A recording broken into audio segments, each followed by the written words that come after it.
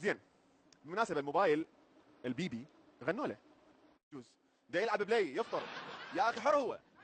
المهم خلينا نيجي لبطل الحلقه، فنان الشباب بس 100 وقرايب ام كلثوم اللي صديقه باقت محفظته وابو حظ المصخم وابو الانجليزي نونو. من وصل لهولندا رحبوا بيه الجاليه هناك وقالوا له ويلكم تو هولندا ويلكم تو هولندا. ايش قال؟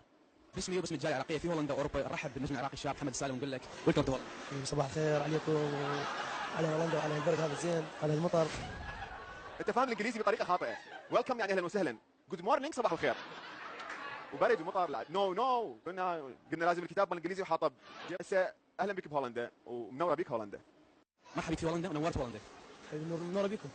الله يخليك. الله يخليك حبيب.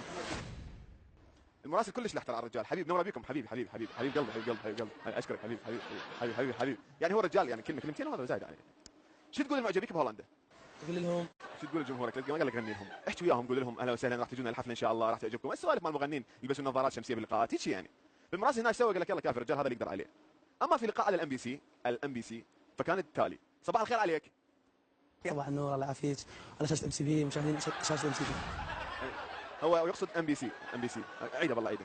صباح النور الله يعافيك على شاشه ام سي بي مشاهدين شاشه ام سي بي. شاشه ام سي بي حبيبي صباح الخير.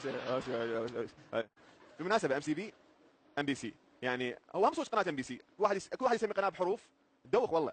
بعدين واحد يتيه زي صدق. انت ليش ما تطلع باللقاءات؟ انا رافض اللقاءات تماما. لان رافض اللقاءات تماما لان اريد ابن محمد السالم صح. انا شخصيا احكي عن نفسي رافض اللقاءات تماما لان اطلع كل شيء ما اعرف احكي. يعني هيك شيء مثلا شلون كان اختيارك للاغنيه مثلا بس مياو؟ منو كاتبها ولمن هي اساسا؟ بس مياو طلعت من طفل صغير اللي هو ابن الملحن نصرة البذر. نعم. ابني يردد هاي دائما فنصرة سوى اغنيه سمعها ما حد اخذها من المطربين. هي مجازفه يمكن. مجازفه قال لي محمد خذها قلت له اوكي. هي بين الكلمات على طفل بين واحد جاهل كاتبها.